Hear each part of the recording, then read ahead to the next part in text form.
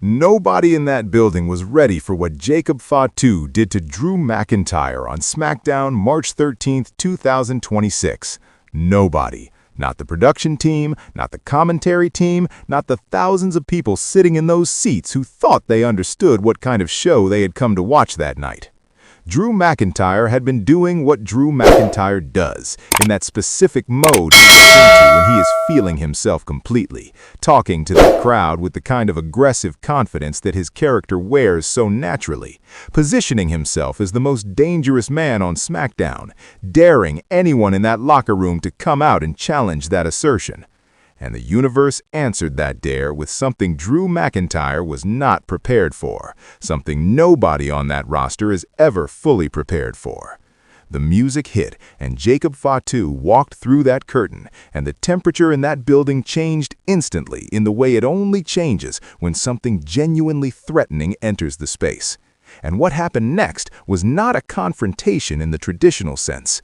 It was a statement. It was a declaration. It was Jcob Fatu looking at one of the most physically imposing and most decorated performers on the SmackDown roster and communicating without any ambiguity whatsoever that he does not see Drew McIntyre as a ceiling. He sees him as a next step.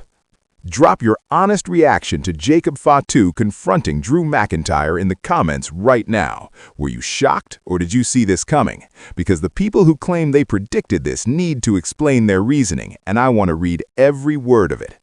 Before we go frame by frame through what happened on March 13th, we need to establish who Jcob Fatu is for anyone in this audience who has been sleeping on him, because sleeping on Jcob Fatu is a mistake that this confrontation with Drew McIntyre should permanently correct. Jcob Fatu is a member of the most important family in the history of professional wrestling. The Anoa'i family has given this industry Roman Reigns and the Usos and Rikishi and Umaga and Samu and Fatu, and the lineage of talent that stretches back decades and forward into a future that Jcob Fatu is currently in the process of defining. He carries that bloodline into everything he does in that ring, and he carries it with an awareness of its weight and its history that gives his character a depth that performers who come from outside that tradition have to work years to develop. But Jcob Fatu is not coasting on family name. He is not trading on legacy as a substitute for developing his own identity. What he has built in WWE is something entirely his own. The combination of his size and his athleticism is one of those freakish physical anomalies that wrestling fans recognize immediately when they encounter it, because it looks wrong in the best possible way. He moves like someone who should not be able to move like that, given the frame he is moving inside of. The aerial elements of his offense belong to a cruiserweight. The power elements belong to someone built like a wall. Combination of those two things in a single performer creates something that has no easy comparison point in the current WWE landscape. Trivia question for the WrestlingChord community, and this one is about the family. How many members of the Anoa'i family have held world championships in WWE throughout the history of the company? Drop your count in the comments and let us see who has done the research. Drew McIntyre on March 13th was in a specific character mode that made him the perfect foil for what Jcob Fatu was about to do. Drew, at his best, is a performer who generates genuine heat through the quality of his confidence rather than through cheap shortcuts.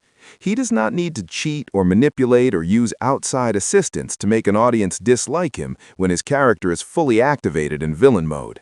He simply needs to be Drew McIntyre, standing in the center of a ring, talking about how good he is and how little anyone else on the roster measures up, with that specific Scottish arrogance that somehow manages to be infuriating and compelling simultaneously. On March 13th, he was at peak Drew. The promo was sharp. The delivery was excellent. The content was exactly calibrated to make every person watching want to see someone walk through that curtain and shut him up. The universe provided the precise right person for that assignment. When Jcob Fatu's entrance hit, the crowd reaction had layers to it that are worth analyzing separately. There was the excitement layer, the pure pop of recognition for someone the audience has been invested in and wants to see more of. There was the anticipation layer, the immediate processing of what this specific person appearing in response to this specific promo might mean for where SmackDown's storylines were heading. And there was the third layer that is harder to name, but easier to recognize when you hear it. That slightly nervous quality that enters a crowd's reaction when the person walking to the ring carries genuine physical menace. Jcob Fatu walking to that ring on March 13th did not look like a performer making an entrance. He looked like a force of nature that had decided to move in a specific direction, and that direction happened to be toward Drew McIntyre. Drew's reaction to Fatu's appearance was the thing I keep going back to when I think about this segment, because it is the reaction that tells the real story of the confrontation before a single word is exchanged. Drew McIntyre is not someone who shrinks. His entire character is built around the refusal to be intimidated, around the projection of a dominance that does not acknowledge the possibility of being overmatched. When someone comes to his ring looking for a confrontation, his default response is to lean into it, to welcome it, to use the confrontation as an opportunity to demonstrate that the challenger has made a mistake by seeking him out. He did not fully do that with Jcob Fatu. There was a moment, just a moment, but it was visible and it was real, where Drew McIntyre looked at Jcob Fatu coming down that ramp and something behind his eyes recalculated. Not fear exactly. Drew McIntyre does not do fear, but something adjacent to it. Something that looked like genuine reassessment, like a man who had been operating with a specific set of assumptions about the landscape around him and who had just encountered data that required those assumptions to be revised. Comment section question: do you think Drew McIntyre was genuinely intimidated by Jcob Fatu in that moment, or was the hesitation a work designed to put Fatu over? And does the distinction even matter if the result was the same?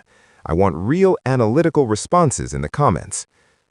The verbal exchange that followed the entrance was the kind of promo segment that Smackdown produces at its best, when two performers who are both excellent at character communication are given space to actually communicate rather than simply hit their marks and deliver their scripted lines.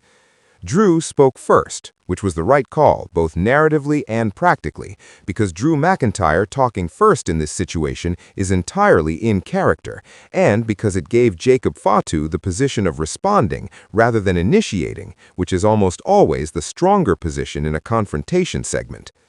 What Drew said was vintage Drew, acknowledging Fatu's presence without flinching from it, establishing his own credentials and his own history and his own right to stand in that ring and call himself the most dangerous man on SmackDown, and then directing a specific challenge at Fatu that was designed to test whether the younger man would escalate or back down.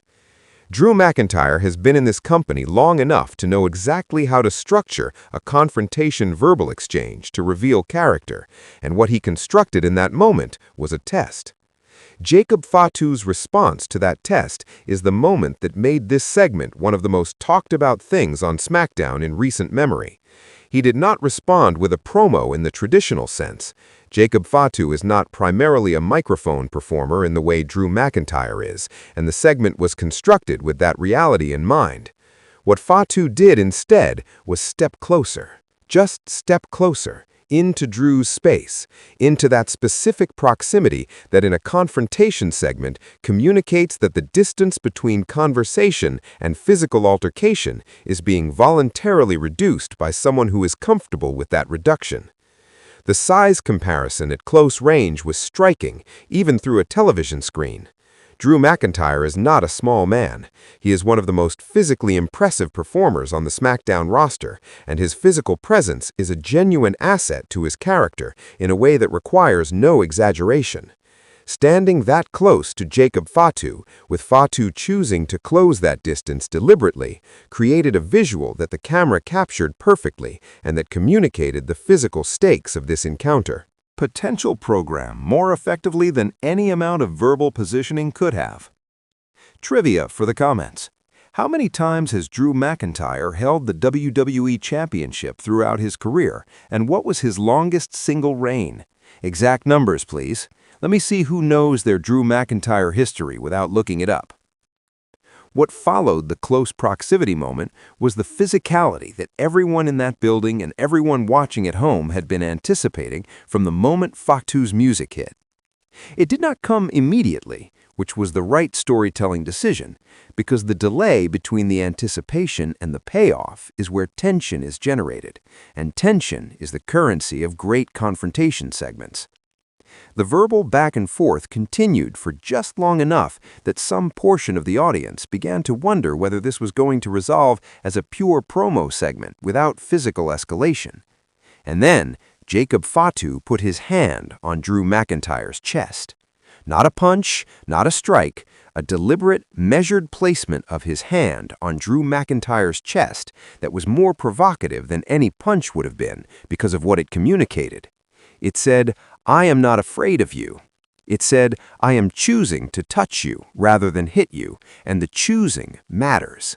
It said, "The escalation from here is going to happen on my terms and my timeline, and there is nothing you can do to change that." It was one of the most effective pieces of physical character communication in a WWE confrontation segment in recent memory, and the crowd's reaction to it was immediate and enormous. Drew shoved the hand away, and the shove was the spark. What followed was that beautiful, chaotic 60 seconds of confrontation that the best WWE segments build toward.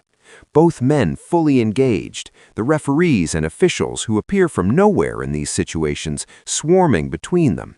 The crowd at full volume reacting to every movement and every attempted escalation with that sustained noise that fills arenas when something genuinely unpredictable feels like it is happening in real time.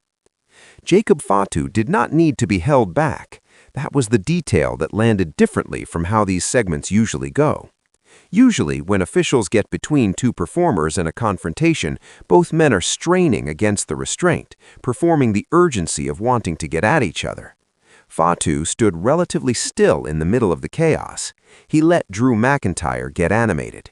He let the officials mill around. He stood in the center of it with a stillness that was more threatening than any amount of straining against restraint would have been, because stillness in that context communicates control.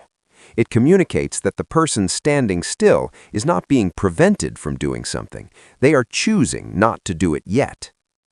Comment section. What stipulation would You want for the Jcob Fatu versus Drew McIntyre match when it happens, and why? I want creative answers. Think about which stipulation plays to both men's strengths and drop your reasoning in the comments.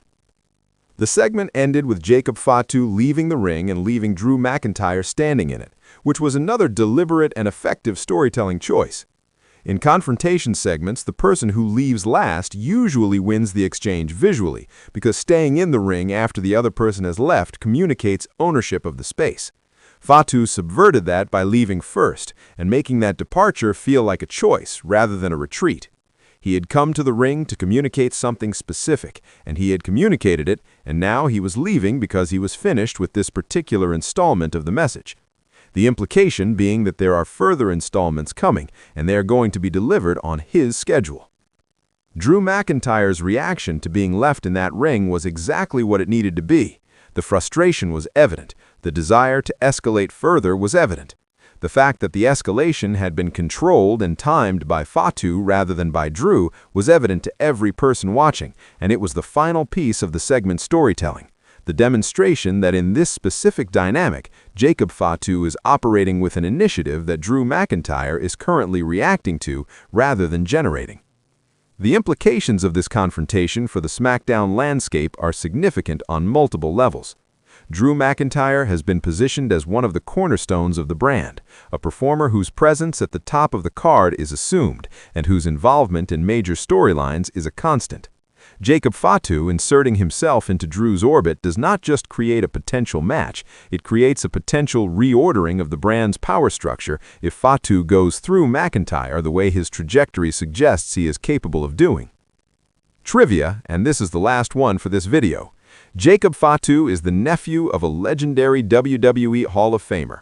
Who is that Hall of Famer, and what tag team is he most famous for being a part of during his WWE career? Real wrestling historians know this one cold. For Jcob Fatu, this confrontation represents the clearest statement yet about his ambitions on SmackDown. He has not been subtle about what he is building toward. Every appearance, every match, every segment has been adding to a body of work that is pointing in a specific direction, and that direction is toward the top of this brand. Drew McIntyre is not a stepping stone in the diminishing sense of that phrase. He is one of the most credible opponents Fatu could be positioned against at this stage of his ascent, which is why this confrontation matters so much. Going through Drew McIntyre, not just beating him, but going through him in a way that establishes genuine dominance, would be the kind of defining moment that separates a performer who is on the rise from a performer who has arrived. For Drew McIntyre, this confrontation is a yet undefined but inherently different challenge. Test of a different kind. He has faced challenges to his position on SmackDown before, and he has responded to all of them with the quality of performance that has kept him relevant and important across multiple championship cycles and multiple character evolutions. How he responds to Jcob Fatu, how he shapes the narrative of this program from his side, how he uses his experience and his character tools to navigate a situation where he is, for perhaps the first time in recent memory, facing someone who matches him physically and exceeds him in terms of current momentum. All of that is going to reveal something about Drew McIntyre that his career has not yet fully shown us. The match, when it comes, and it is coming, has the potential to be one of the best things SmackDown produces this year. Two physically exceptional performers with two fully developed characters and a confrontation that has already established genuine stakes and genuine tension. The ingredients are all present. The only question is how WWE builds the bridge between March 13th and the moment these two men are finally in a match together with something real on the line. If you stayed with this breakdown all the way to the end, you are the exact type of wrestling fan that WrestlingChord was created to serve. Share this video with every SmackDown fan you know, because this program between Jcob Fatu and Drew McIntyre is going to be one of the most important stories on that brand, and people need to be paying attention from the beginning. Subscribe to WrestlingChord if you are not already here, and hit the notification bell so you never miss a breakdown like this one. Drop everything you are thinking in the comments below and let us build this conversation, because I read every single one and respond to the takes that make me think. Jcob Fatu has chosen his target. Drew McIntyre has been put on notice, and SmackDown is never going to be the same because of what happened on March 13th, 2026.